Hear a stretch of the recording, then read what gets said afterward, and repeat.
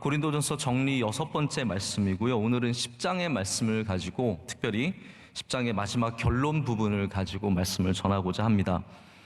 우리가 방금 읽은 이 본문의 말씀을 메시지 성경 유진 피터슨 목사님이 평역한, 제가 메시지 성경에 대해서 한번 설명은 하고 넘어가야 될 것 같아요. 왜냐하면 종종 제가 가끔 그 번역을 쓰기 때문인데요. 유진 피터슨 목사님 이제 돌아가신 지 몇 년 됐는데 굉장한 영적인 대가죠. 이분이 목회를 하면서, 목회를 하신 분이에요. 뭐 교수만 하신 분이 아니라 목회를 하신 분인데, 성경 공부를 하다 보니까 사람들이 이게 성경을 해석해 주지 않으면 성경 공부가 안 되는 거예요. 이게 이해가 가시죠? 우리 성경은 더한데 미국 성경은 사실 뭐 그 정도까지는 아닌데도 이제 일반적인 사람들이 성경을 보면서 스스로 성경 공부를 못하는 거죠. 그래서 유진 피터슨 목사님이 성경을 좀 자기가 스스로 보면서 이해하고 또 하나님의 정확한 뜻을 이 시대에 맞춰서 이해하게끔 이렇게 번역한, 저는 이걸 번역이라고 하지 않고 평역이라고 합니다. 많은 그러한 다른 것들이 많이 들어가 있기 때문에. 그래서 메시지 성경은 절대로 성경이 아니라 제가 볼 때는 성경 공부 도구예요. 그런 면에서 제가 언급을 하는 거지, 여러분이 뭐 그런 면에서 좀 오해가 없으셨으면 좋겠어요. 어떤 분들은 너무 또 이렇게 굉장히 오리지널 좋아하시는 분들은 뭐 이런 거 절대로 안 된다 그러는데, 여러분 그러면 그냥 히브리서 성경 읽으셔야 돼요. 히브리어 성경. 우리가 히브리어 성경 안 읽고 헬라어 성경 안 읽으려면 조용히 하시고 그냥 은혜 받는 데 집중하시고, 할렐루야. 그런 면에서는 너무 뭐 오가 오리지널이니 뭐 흠정역 KJV가 먼저 나왔으니 뭐 그런 식으로 따지다 보면은 굉장히 어렵습니다. 그래서 우리에게 주신 성경이 하나님의 뜻이고요. 우리는 또 이 시대에 맞게 또 알아볼 수 있게, 우리 아이들도 이제는 성경을 읽으려면 우리도 잘 읽지 못하는 이런 성경을 어떻게 읽히겠습니까? 이런 모든 면에 있어서 좀 우리가 한번 생각해 볼 필요가 있는데, 어쨌든 제가 오늘 10장 23절과 24절 말씀을 메시지 번역본으로 한번 보여드릴게요. 한번 화면 보시면서 한번 이해해 보시길 바랍니다. 이게 어떤 부분이냐면 이제 가장 유명한 성경 구절 중에 하나죠. 모든 것이 가하나 모든 것이 유익한 것이 아니요. 그 부분에 대한 번역입니다. 여러분은 한 면만 보고 이렇게 말할지도 모르겠습니다. 뭐든지 괜찮아. 하나님은 한없이 관대하시고 은혜로우시잖아. 그러니 우리가 무슨 일을 할 때마다 그것이 그분의 기준을 통과할지 일일이 따져보거나 조사하지 않아도 돼 라고 말입니다. 그러나 무사히 잘 빠져나가는 것이 핵심이 아닙니다. 우리가 제대로 살아야 하겠지만 무엇보다 우리가 노력을 기울여야 할 것은 다른 사람들이 제대로 살도록 돕는 일입니다. 아멘. 자, 이 부분이 잘 이해가 가십니까? 우리가 이렇게 하면 하나님께서 내가 요거 맞게 해서 하나님 마음에 들게만 하는 것이 목적은 아니라는 거죠. 요거 내가 맞으면 끝나는 그런 것이 아니라, 내가 맞더라도 이 맞는 나의 모습, 하나님의 기준에 맞는 그 모습이 남에게 유익이 되는, 남을 주님께로 인도하는 도구로 쓸 수 있어야 진정으로 빛나는 그런 역할을 감당한다라는 겁니다. 자, 이 말씀을 오늘 결론으로 삼고 제가 말씀을 좀 시작하고자 합니다. 자, 괜찮은 것과 괜찮지 않은 것 사이, 이게 굉장히 멀죠. 동이 서에서 먼 것처럼 괜찮은 것과 괜찮지 않은 것, 우리가 먹어도 되는 것과 먹으면 안 되는 것, 우리가 해도 되는 것과 하면 안 되는 것은 굉장히 거리가 멉니다.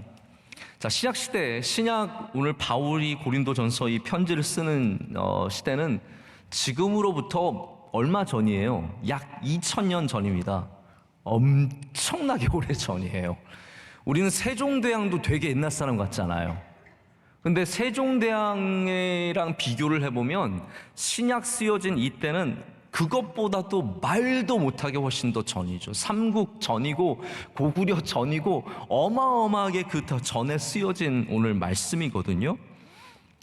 우리가 읽고 있는 이 말씀도 2000년 전인데 구약은 더 오래됐잖아요.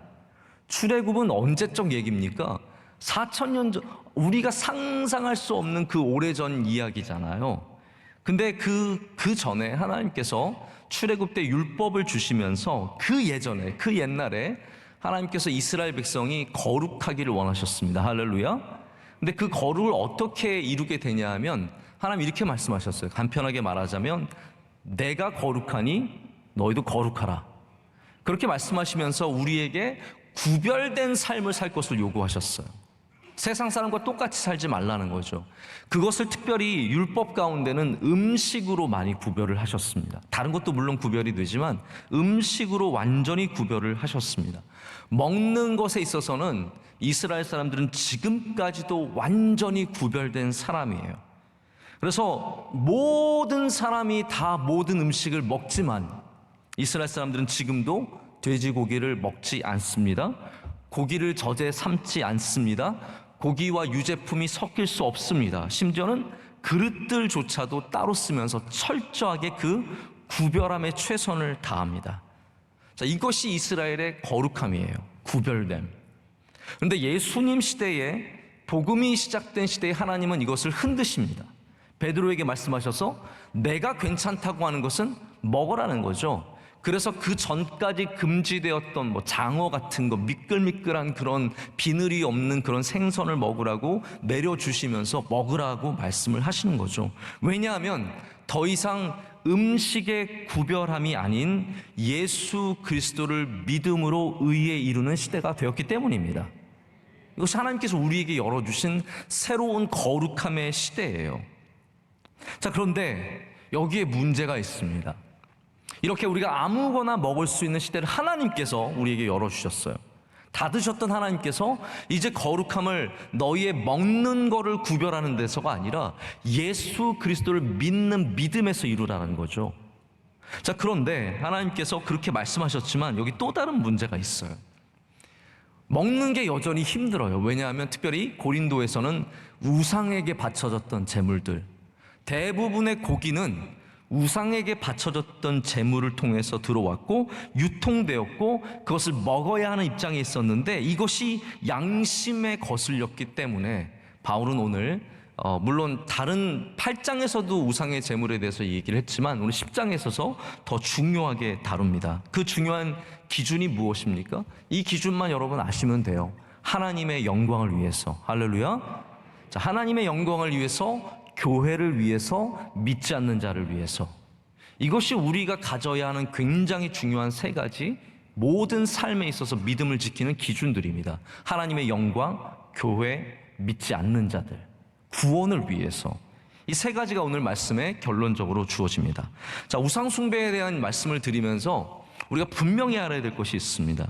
10장 초반에 여러분 기억나실지 모르겠는데요, 고린도전서는 이스라엘이 왜 광야에서 실패했는지를 적습니다. 이거 여러분 분명히 보셔야 됩니다. 왜 성공했는지도 봐야 되지만 왜 실패했는지도 봐야 되거든요. 이스라엘이 왜 광야에서 실패했느냐, 거기에 대해서 중요한 이야기를 몇 가지 전해주고 있습니다. 그 첫 번째가 뭐냐면 바로 우상 숭배예요. 광야에서 우상 숭배했기 때문에 멸망을 당했다라고 고린도전서는 기록하고 있어요. 자, 우리가 오늘 이 날을, 우리가 살아가는 이 시대를 우상 숭배의 시대, 광야의 시대, 고린도의 시대라고 부른다면 우리도 이 시대에서 멸망당하지 않기 위해서는 깨어 있어야 하는데 우상 숭배를 멀리하는 것에 여러분 마음을 둘 줄 알아야 합니다. 자, 근데 여기 중요한 말씀이 있어요. 한번 말씀을 읽었으면 좋겠는데요, 6절 말씀 한번 보실까요? 10장 6절과 7절 말씀, 우리 두 절의 말씀 좀 생각하시면서 읽으시면 좋을 것 같아요. 다 함께 읽겠습니다. 이러한 일은 우리의 본보기가 되어 우리로 하여금 그들이 악을 즐겨한 것 같이 즐겨하는 자가 되지 않게 하려 함이니 그들 가운데 어떤 사람들과 같이 너희는 우상 숭배하는 자가 되지 말라. 기록된 바 백성이 앉아서 먹고 마시며 일어나서 뛰논다 함과 같으니라. 아멘. 제가 지난 한 연수로 따지자면 한 1년 반 정도 전에 이 말씀을 전했던 것 같아요. 근데 그때 제가 읽지 못하고 깨닫지 못한 부분이 하나 있었습니다. 제가 말씀을 준비하면서 굉장히 새롭게 다가왔는데요, 여러분, 악이라는 것은 여러 종류가 있지만 고린도전서 10장에서 드러내는 악의 문제 하나가 있습니다. 이거를 꼭 여러분이 아셨으면 좋겠어요. 어떤 악이냐 하면, 악이라는 게 가서 사람 때리는 것도 악일 수도 있고요, 가서 나쁜 짓 하는 거 악일 수도 있는데 오늘 악을 뭐라고 얘기합니까? 즐거움의 악으로 이야기합니다. 다시 말씀드릴게요. 6절을 보시면 이 악이 즐거움의 모양을 한 악이라는 것을 우리가 알 수 있습니다. 이러한 일은 우리의 본보기가 되어 우리로 하여금 그들이 악을 즐겨한 것 같이 즐겨하는 자가 되지 않게 하려 함이니. 제가 왜 즐거움의 악이라고 부르냐 하면요, 우상숭배의 모양이 딱 그렇게 보이고 있기 때문이에요. 우상숭배를, 우리가 생각하는 우상숭배는 어떠한 이유로, 어떠한 본능과 어떠한 의도와 어떠한 목적을 갖고 우리가 우상숭배를 하는 것 같으세요? 대부분의 우상숭배는 욕망과 연결되어 있잖아요. 욕구와 내가 갖고 싶은 것, 우리가 부자가 되기 위해서, 우리 땅에서 열매를 많이 맺기 위해서 이번에 큰 풍년이 나도, 그게 이제 사람의 욕구와 바알이 그렇게 해서 연결이 되어 있는 거죠. 근데 그것만이 아니라는 거예요. 오늘 말씀은 광야에서 우상숭배는 단순히 우리가 얻고 싶은 것을 얻는 문제가 아니라 즐거움, 쾌락, 바로 이 고린도가 갖고 있는 똑같은 문제와 그것이 반복되고 있다는 걸 보여주거든요. 그래서 오늘 우상숭배를 표현할 때 뭐냐면, 먹고 마시며 앉아서는 먹고 마시고 일어나서 뛰논다 함과 같으니라 라고 하면서 구약성경을 인용하고 있는 겁니다. 여러분, 우상숭배는 욕망과 연결이 되어 있어요. 하지만 더 중요하게는 우리의 쾌락과 굉장히 연결되어 있고, 이 쾌락의 모습이 바로 우상숭배의 핵심 중에 하나라는 겁니다. 우리나라 말에 참 좋은 말이 있습니다. 정말 오늘 말씀에도 적절한 말씀이에요. 그게 뭐냐면 놀고 있네 라는 말이에요. 놀고 있네. 여러분, 논다는 것은 사실은 굉장히 좋은 거거든요. 레크리에이션이잖아요. 리크리에이션. 우리가 뭔가를 새롭게 다시 시작하기 위해서 우리가 좀 더 힘을 모아서 더 열심히 일하고 더 아름답게 살기 위해서 갖는 것이 노는 것의 원래 핵심입니다. 하나님께서 주시는 즐거움, 하나님께서 주시는 기쁨은 리크리에이션이에요. 할렐루야. 그래서 우리가 교회에서 받는 기쁨과 즐거움은 우리를 살아나게 합니다. 이게 리크리에이션이죠, 한마디로 말하자면. 그래서 예배에서 은혜를 받은 사람은 그 즐거움으로 삶에 가서 꽃을 필 수 있는 것이고, 여기서 은혜를 받아서 기쁨을 얻은 사람은 돌아가서 가정과 직장에서 열심히 일할 수 있는 리크리에이션의 힘이 있어요. 그런데 세상적인 쾌락과 여기 나온 우상 숭배가 주는 즐거움들은 우리를 살리는 즐거움이 아니라 죽이는 즐거움이라는 거예요. 세상의 많은 즐거움들이 이런 모습을 갖고 있습니다. 우리는 이 시대에 어떻게 구별함을 얻어야 되느냐, 뭐가 괜찮고 뭐가 안 괜찮으냐, 다 괜찮은 것 같지만 우리가 구별함을 얻는 것은 내가 고기를 먹고 안 먹고, 아니면 어떠한 음식을 먹고 안 먹고의 문제가 아니라 바로 이렇게 세상의 즐거움의 문화를 거부할 때, 세상이 갖고 있는 쾌락의 길로 걷지 않을 때 우리가 그것을 통해서 하나님께 영광을 올려드릴 수 있게 되는 겁니다. 수많은 사람들이 즐거움이라고 하는 것을 통해서 멸망의 길로 걸어갑니다. 가정이 있지만 다른 곳에서 즐거움을 찾으면서 가정이 산산조각나고 아이들의 인생이 망가지고 있음에도 전혀 거기에 신경 쓰지 않죠. 때로는 그것이 술일 수도 있고 노름일 수도 있고 도박일 수도 있고 다른 이성일 수도 있는데, 이 모든 쾌락들은 우리를 깨뜨리고 망가뜨리는 역할들을 합니다. 자, 이것이 바로 우상숭배가 갖고 있는 정말로 위험한 모습, 바로 즐거움의 우상숭배가 갖고 있는 모습입니다. 자, 그리고 나서는 오늘 말씀은 음행과 주를 시험하는 것과 원망이 멸망의 이유였음을 우리에게 알려주고 있습니다. 이것들이 바로 성경에서 지적하는 악이라는 거예요. 다시 말씀드립니다. 우상숭배, 음행, 주를 시험하는 것, 염려, 아니면 원망, 이 네 가지가 바로 악이었고 그것을 즐겨한다라고 했고요. 즐겨한다는 걸 한번 생각해 보세요. 이것들을 즐겨했고, 그래서 원망도요, 이게 하다 보면 재밌어요. 그럼 원망 해보셨습니까? 원망을 하다 보면 즐거움이 생깁니다. 나라를 계속 원망하다 보면요, 거기에 즐거움이 생깁니다. 교회를 계속 원망하다 보면 거기에 즐거움이 생기고요. 그래서 때로는 내 인생 내가 살아가야 되지만 부모 원망하면서 인생을 망치는 사람들이 많습니다. 왜냐하면 그것을 원망하는 것을 즐겨하기 때문이에요. 모든 것들이 이유가 돼요. 나는 어렸을 때 학대를 당해서, 나는 어렸을 때 사랑을 못 받아서, 나는 어렸을 때 부모님이 돈을 안 줘서, 이런 수많은 원망들이 우리로 하여금 그 즐겨하는 원망 속에 사실은 정작 멸망의 길을 걷게 한다라는 거죠. 근데 여기 원망이라는 단어도 정말 이게 의미가 있어요. 왜냐하면 이 원망이 그냥 단순히 컴플레인이 아니에요. 컴플레인은 공식적인 거잖아요. 불평하는 것. 뭐 백화점에서 뭘 샀는데 뭐가 마음에 컴플레인 할 수 있어요. 그거는 어떻게 보면은 소비자의 권리이고 우리가 정식적으로 할 수 있는 부분들이에요. 근데 여기 나오는 이 원망은 컴플레인이 아니에요. 성경에는 영어 성경에 그럼블이라고 되어 있습니다. 그럼블은 뭐냐면요, 이러는 거예요. 뒤에서 이거 가지고 이러는 거. 이게 그럼블인데, 이게 이스라엘 백성들이 광야에서 했던 모습이라는 겁니다. 여러분의 한번 원망을 한번 생각을 해보세요. 여러분의 원망 중에 정말로 앞에 가서 왜 이러십니까? 그렇게 원망하신 것보다 사실은 뒤돌아서 나 혼자 군시렁 된 것이 얼마나 많습니까? 우리의 대부분의 원망들이 사실은 큰 소리로 원망하는 게 아니라 작은 소리로 나 혼자 되새기는 그러한 것들이거든요. 사람이 대단한 이유로 멸망하는 게 아니에요. 이스라엘 백성들이 대단한 이유로 광야에서 실패한 게 아닙니다. 바로 이와 같이 하나님께서 기뻐하시지 않는 일들을 즐겨하는 가운데, 그 기쁨을 얻는 가운데, 그 불평하면서 원망하면서 군시렁대면서 그것 가운데 즐거움을 얻는 가운데 서서히 그들이 멸망의 길로 걷고 있었다라는 겁니다. 여러분, 그래서 오늘 우리가 이 말씀을 통해서 가장 첫 번째로 나온 우상 숭배를 멀리하고, 할렐루야, 그리고 더 나아가서는 우상 숭배와 관련된 일 속에서 하나님께 영광을 올리는 것들을 우리가 모색해야 합니다. 자, 그러면 우상 숭배의 문제는 어떻게 접근을 해야 되느냐? 여러분, 보이는 우상을 안 섬긴다고 해서 이 시대가 우상이 없다고 말할 수 없습니다. 우리는 물론 고린도처럼 곳곳에 신전이 세워져 있고 그곳에 가서 강제로 절을 하거나 아니면 그곳에 사람들이 쾌락의 파티를 여는 것을 보는 것은 아니지만, 우리의 삶 가운데도 많은 우상의 모습들이 있습니다. 우리가 즐겨 하는 것이지만 악한 것들, 바로 이런 것들이 우상 숭배의 모습인데, 오늘 말씀은 우리에게 그것을 피하라라고 말하고 있습니다. 할렐루야, 피하라는 것이에요.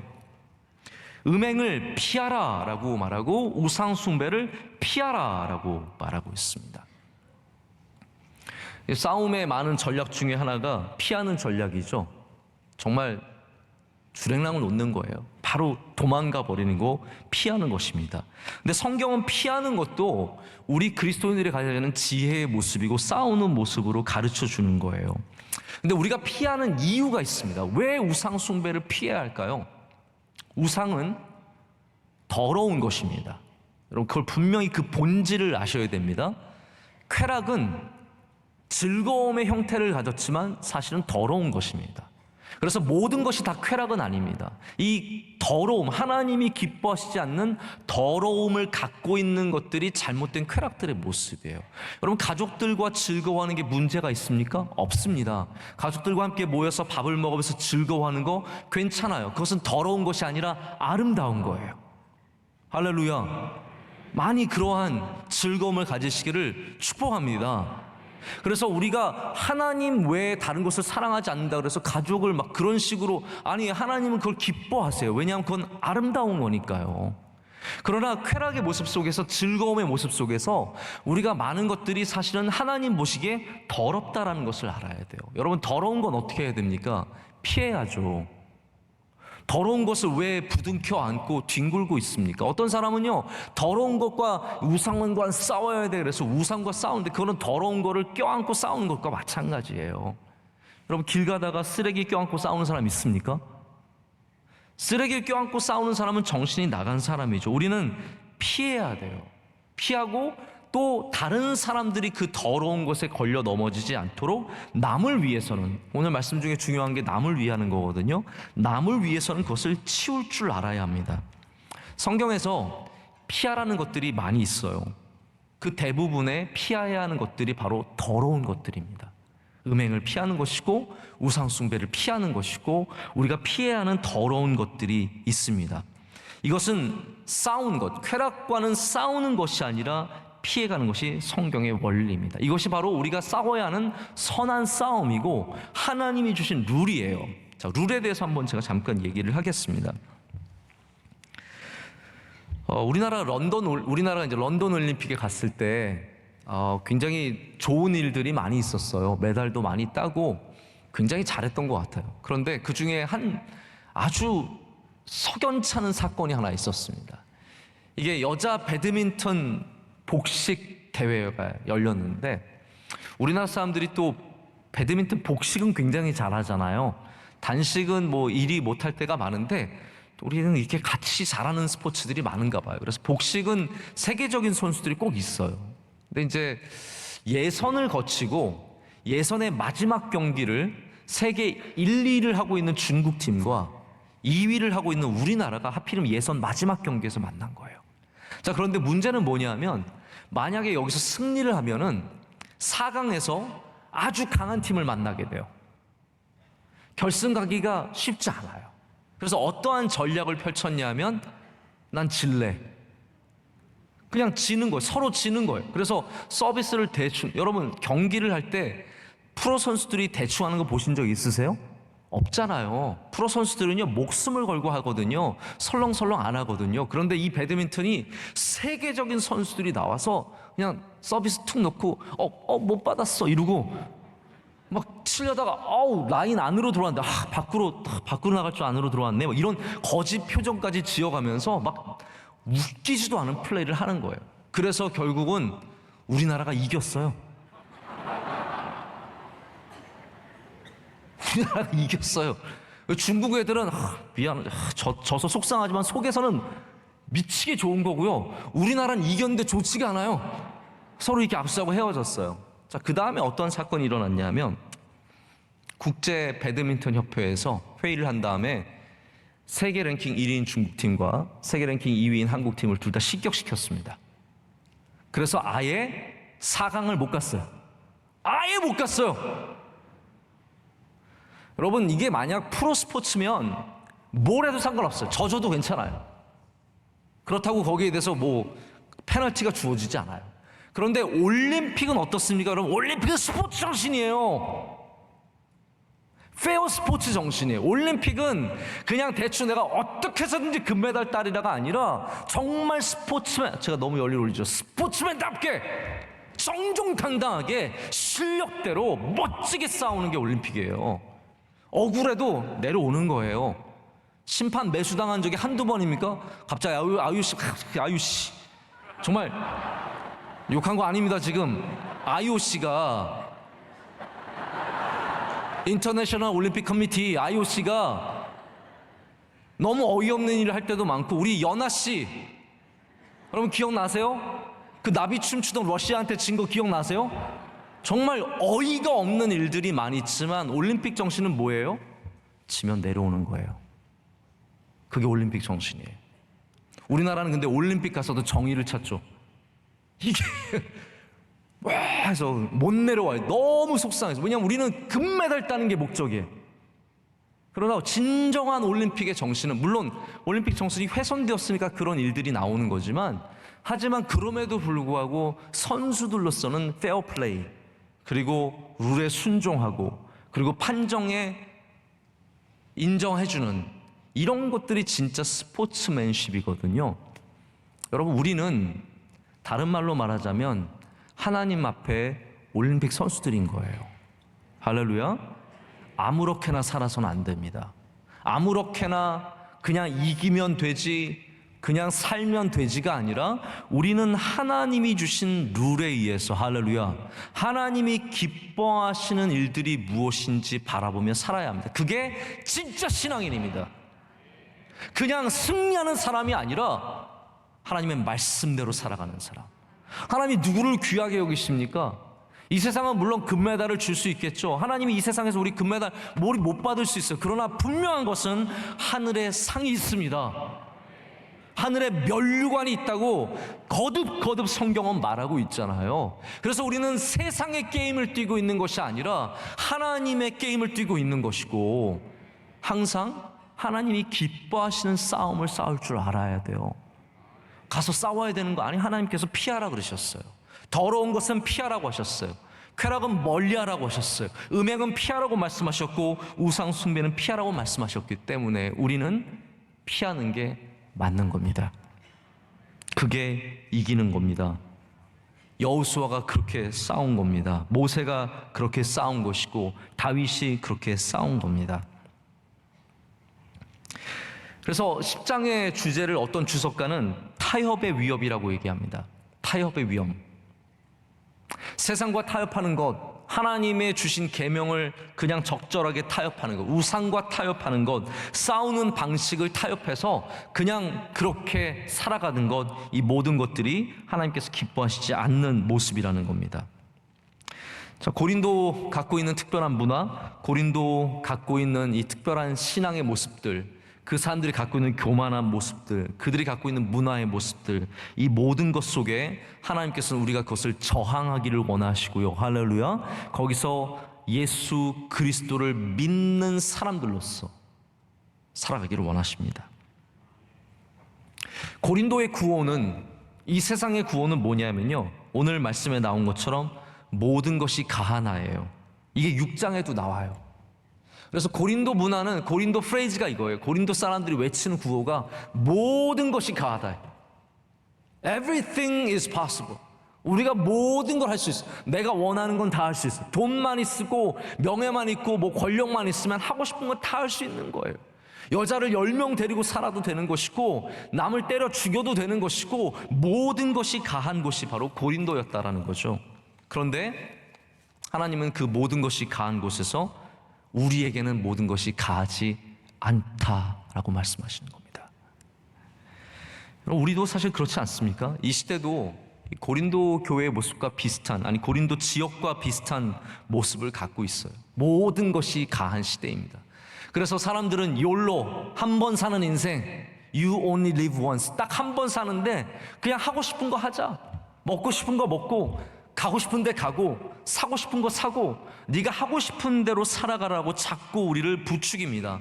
여러분, 물론 어려운 시대에 그런 것으로 기쁨을 조금 누리는 것 저는 나쁘다고 생각하지는 않습니다. 그러나 그것이 모든 것이 가하기 때문에 하나님을 저버린, 하나님의 계명을 저버리고 나의 쾌락을 쫓아가는 삶이라면 그것은 절대로 하나님께서 기뻐하시는 삶이 아니라는 거예요.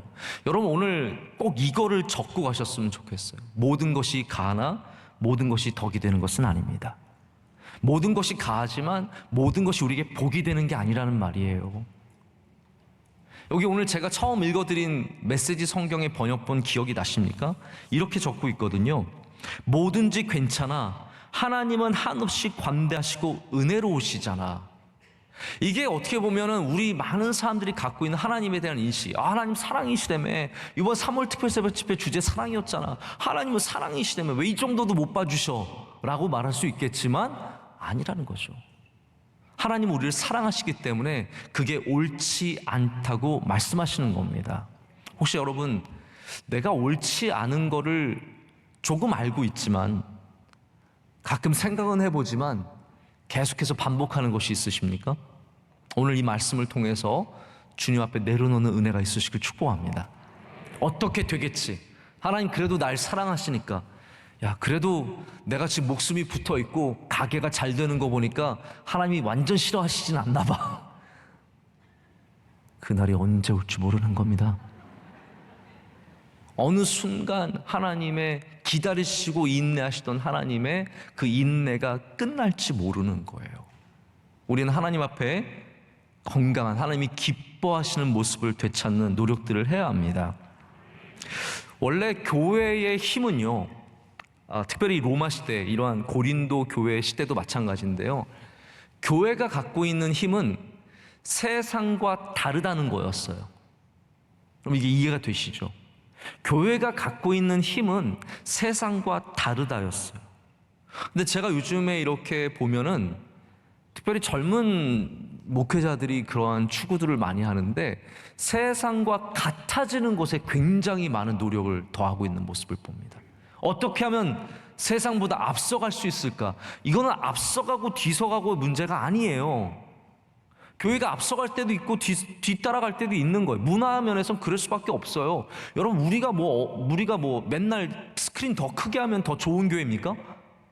에? 생각해 보세요. 앞서간다는 게 무슨 의미인데요? 우리가 음향 설치를 세종문화회관보다 잘 해놓으면 그게 앞서가는 겁니까? 교회가 스크린을 여기 진짜 뒤를 꽉 채워가지고 조명 빵빵 쏘고 제가 나타나면 그냥 멋지게 조명이 막 돌아가면서 제 얼굴 확 비춰주고 뒤에서 화려하게 해주면 그럼 우리가 앞서가는 겁니까? 여기다가 테마파크 같은 거 해놓고 그럼 우리가 앞서가는 겁니까? 아니, 교회는 앞서갈 때도 있고 뒤서갈 때도 있지만, 뒤쫓아갈 때도 있지만, 교회는 세상과 달라야 되는 게 본질이에요. 그거잖아요. 언제부터 이게 앞서가고 쫓아가고 그게 언제부터 중요했어요? 교회의 본질은 우리가 하나님을 믿는, 예수 그리스도를 믿는 복음 때문에 세상과 다른 게 본질이잖아요. 같을 수도 있지만 다르다는 거에 더 핵심이 있거든요. 근데 요즘에는 우리가 세상과 같아지는 것에 너무나 많은 관심을 갖고 힘을 쏟고 있다는 거죠. 여러분, 제가 그렇다고 화면 없애지 않습니다. 스크린 갑자기 없애고 그러지 않습니다. 그 말이, 이거는 다시 말해서 irrelevant, 아무 상관이 없다는 말이에요. 세상과 비슷하든지 안 비슷하든지 이거는 교회의 본질이 아니기 때문에 아무 상관이 없다라는 거예요. 예배에 도움이 되면 크게 만들 수도 있는 거고, 예배에 도움이 안 되면 없앨 수도 있는 거예요. 진정으로 교회가 가져야 하는 가치는 복음 때문에 세상과 다른 거예요.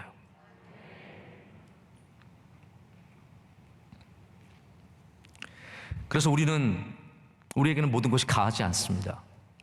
세상은 모든 것이 가하지만 우리에게는 모든 것이 가하지 않습니다. 우리 그리스도인들은 덕을 세우는 것, 할렐루야, 하나님의 아름다운 뜻을 이루는 바로 그 덕을 세우는 것에 관심을 두고, 우리 그리스도인들은 나의 유익보다 더 남의 유익에 관심을 두고 그것을 행하는 사람들입니다. 남이에요, 남. 근데 어느 정도까지가 남이냐? 이 헬라어로 남이란 말이 헤테로스란 말이거든요. 헤테로란 말은 이렇게 항상 바깥의 것을 말을 하는데, 유대인에게는 이게 3단계까지 있대요. 별게 다 있어요. 유대인들은 먼저는 특별히 유대인이라는 그 종족 안에 나가 제일 먼저고요. 그 다음이 유대인 이웃이라고 합니다. 2단계가, 남을 칭할 때 유대인 이웃이 그 2단계인데, 2단계 안에도 가까운 이웃은 유대인 이웃이고, 먼 이웃은 유대 땅에 거하는 이방인들, 나그네들, 하나님께서 계명을 통해서 먹여 살리라고 하셨던 그런 사람들이 이제 먼 2번째 단계의 남이에요. 그런데 제일 먼 3단계의 남이 있대요. 그건 누구냐 하면 이방에 사는 이방인들, 우리, 그쵸? 전혀 유대인과 상관없는 그 사람들을 가장 먼 남이라고 얘기를 합니다. 자, 이러한 개념을 갖고 있는 교인들에게 오늘 말씀은 남의 유익을 위해서, 저 멀리 너와 아무 상관없는 남의 유익을 위해서 모든 것을 하나님의 덕을 높이는데, 하나님의 영광을 나타내는데 쓰라고 말하고 있습니다. 저는 그런 면에서 우리 명성교회가 우리만 귀하게 여기지 말고요, 할렐루야, 남을 귀하게 여기는 교회가 되기를 원합니다. 남을 귀하게 여기는, 이 남이라는 것이 바로 먼 저 사람들까지 포함하는 것입니다. 그래서 우리의 기도가 남을 포함해야 합니다. 우리의 기도뿐만이 아니라 오늘도 우리가 선교사님들 위해서 기도하지만 그 선교지에 있는 전혀 우리와 상관없는 그들에게도 하나님의 은혜가 임하도록 함께 기도할 때 이것이 하나님께서 기뻐하시는 기도가 될 줄로 믿습니다. 자, 이제 제가 말씀을 맺겠습니다. 결론, 아까도 말씀드렸다시피 우리가 이 모든 일들, 우상 숭배를 멀리하고 음식을 먹지만 항상 그 가운데 조심하고 우리가 깨어있어야 하는 이유를 오늘 말씀은 3가지로 종합해서 결론을 내리고 있습니다. 첫 번째는 뭐냐면 하나님의 영광을 위하여. 자, 우리 다 같이 따라하겠습니다. 하나님의 영광을 위하여. 우리 교회 밖으로 바깥에 나가면 솔리데오 글로리아가 있습니다. 오직 하나님께 영광을. 우리 명성교회는 그 정신입니다. 오직 주님, 오직 하나님께 영광. 우리 하나님을 바라보는 교회가 되어야 하고, 우리 그리스도인들, 바로 명성교회에서 신앙생활하는 그리스도인들은 또 마찬가지로 하나님의 영광을 위해서 해야 됩니다. 자, 그런데 하나님의 영광이라는 것은 예수님께서 두 가지 면으로 보여주셨습니다. 제가 늘 영광을 말할 때 반복해서 말씀을 드리지만, 하나님의 영광은 하나님 되심이 드러나게 하는 것, 이것이 하나님의 영광이라고 말씀을 드렸거든요. 예수님께서는 이적을 행하실 때, 놀라운 일들을 행하실 때 하나님의 영광을 나타냈습니다. 할렐루야. 하나님의 능력이 거기서 나타났기 때문에 하나님의 영광이 나타난 거예요. 하나님께서 임재하시고 하나님의 영광이 그곳에서 임하신 거죠. 자, 그런데 그런 영광의 모습, 우리가 말하는 대단한 이적에서도 하나님의 영광이 나타났지만, 우리 신학자들은 바로 예수 그리스도께서 하나님의 영광을 가장 크게 드러낸 곳은 십자가라고 얘기합니다. 바로 고난의 장소에서 하나님의 영광이 가장 귀하고 아름답게 드러났다는 거죠. 여러분, 우리가 하나님의 영광을 드러낸다는 것도 사실은 마찬가지예요. 때로는 우리가 트로피를 들고 하나님께 영광을 돌립니다 할 수 있습니다. 여러분, 좋은 일이 있으면 그것을 통해서 하나님께 영광을 돌리시길 축복합니다. 자녀들이 잘 되면 하나님께 영광이 되죠. 교회 열심히 나왔는데 다윗 아카데미 나오고 대학부 나와서 훌륭하게 직장에 들어가고 검사 변호사 되고, 그리고 잘 되면 하나님께 영광 돌릴 수 있습니다. 트로피가 영광이니까요. 그러나 우리가 믿음으로 말미암아, 말씀으로 말미암아 고난을 당할 때도 하나님은 영광을 받으신다라는 거예요. 여러분이 만약에 말씀으로 인해서 손해받았다, 여러분이 믿음 때문에 핍박을 받았다, 하나님의 영광이 나타나는 겁니다. 제가 근래 어떤 젊은 부부, 제가 주례한 부부인 것 같은데요, 이렇게 문자를 보내줘서 받았어요. 그런데 결혼하고 나서 행복하게 잘 살고 요즘에 교회에 나와서 예배드리는 게 너무 기쁘다고 그렇게 얘기하면서 회사에 가면은 늘 눈치를 준대요. 너 주일날 교회, 일요일날 교회 갔냐? 이렇게 물어본대요. 요즘에 주일날 예배 들었냐고 물어보는 직장들이 많습니다. 이거 사실은 굉장한 종교 탄압이죠.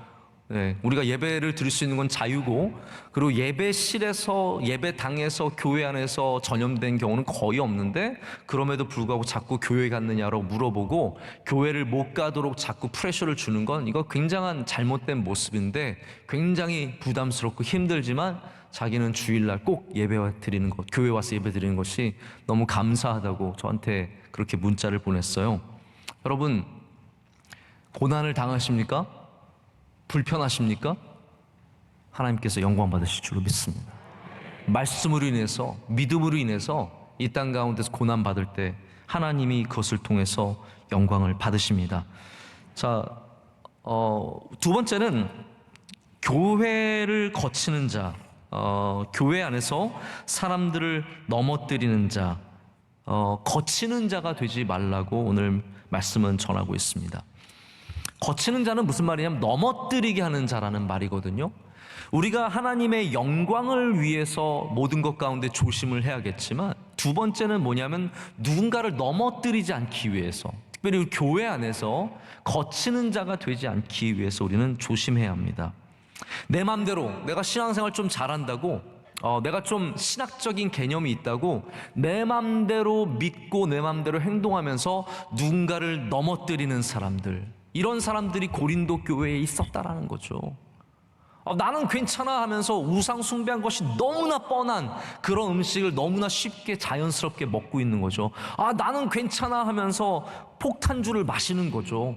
이게 뭐 믿음이랑 무슨 상관이야? 이거 먹어도 천국 갈 수 있어 하면서, 만약 장로님이 그래서 안수집 사람들 모아놓고 괜찮아, 너희들은 마시지 마, 그러면서 나는 확 하면서 폭탄주를 탁 해가지고 그렇게 하더라고요. 예? 그래서 막 해가지고 탁 못 치고 뭐 그래가지고 마신다고 생각해 보세요. 나는 괜찮을 수 있어요. 천국 갈 수 있어요. 그러나 그것 때문에 넘어지는 자들이 있으면, 거치는 자들이 있으면 하나님께서 기뻐하지 않으신다라는 거예요. 여러분, 또한 제가 바라기는, 사실 제일 창피한 것 중에 하나가 뭐냐면요, 혼자 걸어가다 혼자 넘어지는 거. 네. 제일 민망스러운 게 그런 거예요. 혼자 걸어가다가 지 혼자 넘어지는 거. 그건 어디 하소연할 때도 없고, 아파도 아프지 않아요. 창피할 뿐이지 아프지 않아요. 이게 정말 제일 창피하고 민망스러운 게 혼자 넘어지는 건데, 똑같습니다. 여러분, 신앙생활 하다가 자기 혼자 넘어지는 사람들이 의외로 많습니다. 자기 혼자 시험에 들고, 자기 혼자 나쁜 것을 생각하고, 자기 혼자 오해해서 혼자 넘어지는 거죠. 여러분, 우리는 넘어지지 않기 위해서 기도해야 합니다. 고린도 교회는 자기 잘 서 있다고 생각하는 사람들이 많았어요. 그래서 오늘 본문 말씀에도 뭐라고 말씀하냐면요, 선줄로 알지 말고, 선줄로 알지 말고 여기에 대해서 우리가 항상 깨어 있어야 하는 것을 말하고 있습니다. 여러분, 그래서 나는 안 넘어질 거야? 아닙니다. 나도 넘어질 수 있어. 나도 언제든지 넘어질 수 있어. 나 때문에 다른 사람을 넘어뜨리게 할 수도 있고, 나도 넘어질 수 있다는 것을 기억하면서 우리 다시 한번 주님 앞에 바로 서기를 간절히 소망합니다. 세 번째, 더 마지막 이제 진짜 마지막 결론으로서 세 번째는, 우리가 이 모든 일들을 하는 이유는요, 삼가하고 조심하고 모든 것이 가하지만 모든 것을 가하게 하지 않는 이유는 바로 남을 유익하기 위해서, 또 오늘 말씀에 적기에는 바로 그들에게 구원을 베풀기 위해서, 구원을 받게 하기 위해서 우리가 그러한 노력들을 해야 합니다. 여러분, 하나님께서, 제가 분명하게 믿는 건, 하나님께서 가장 기뻐하는 것은 영원히 구원함을 얻는 거예요. 탕자의 아버지 되신 하나님께서 가장 기뻐하시는 것은 정말 하나님 믿지 않는 자가 주님께로 돌아오는 것, 그것이 하나님께서 가장 기뻐하시는 일이거든요. 그래서 사도행전에 많은 단어들이 있지만 정말 우리의 가슴을 흔드는 단어는 흥왕하더라. 네, 흥왕하더라. 세례를 주고 제자를 삼아 구원을 받게 해서 교회가 날마다 늘어나면서 흥왕하는 것이 사실 우리를 가장 가슴 뛰게 하고 우리의 가슴을 흔들게 하는 일입니다. 왜냐하면 하나님께서 기뻐하신 교회의 모습이 바로 이렇게 영혼을 구원하는 교회이기 때문입니다. 우리 코로나 시대에 제일 어려운 게 선교라고 제가 여러 번 말씀을 드렸죠. 코로나 시대에 가장 어려운 게, 우리들 못 모이는 건 두 번째 치고 믿지 않는 사람들을 전도하는 게 가장 어려운 시대가 되었습니다. 저는 그러한 시대에 우리 교회가 전도하는 교회가 되었으면 좋겠습니다. 우리 교회가, 제가 이거 여러 번 말씀을 드리는데요, 더 전도에 힘써야 합니다. 대형 교회는 뭐 커지면 안 된다? 물론 그 말도 일리가 있어요. 하지만 전도하는 것을 멈추는 것은, 그건 굉장히 하나님께서 기뻐하시지 않는 일입니다. 우리는 어떠한 일이 있어도, 우리가 뭐 1000만 명이 되더라도, 그럴 일 없으니까 걱정하지 마십시오. 우리 교회가 1억 명이 되더라도 전도해야 합니다. 그것은 우리 교회가 커지기 위해서 전도하는 게 아니에요. 우리가 지금 전도하는 것도 마찬가지입니다. 지금 우리 교회 더 안 커져도 괜찮진 않지만 또 괜찮을 수도 있고, 찌끄리 옐름, no problem. 그냥 그건 아무 문제가 아니에요. 커지냐 안 커지냐의 문제가 아니라 전도를 하느냐 안 하느냐의 문제예요. 여러분, 그렇기 때문에 하나님은 지금도 영혼 구원에 관심이 많으십니다. 우리가 거기에 관심이 없으면 안 된다는 거죠. 우리가 행하는 모든 것들, 하지 않는 것, 하는 것, 그 모든 기준 가운데는 우리가 이 시대에, 이 어려운 시대에 주를 믿는 사람이 많아져서 늘어나고 교회가 흥왕하는 그날을 바라보며 계속해서 전도하는 일에 남의 유익을 위해서 우리 모든 덕을 지키며 주님의 계명을 지키며 겸손하게 서야 할 줄로 믿습니다.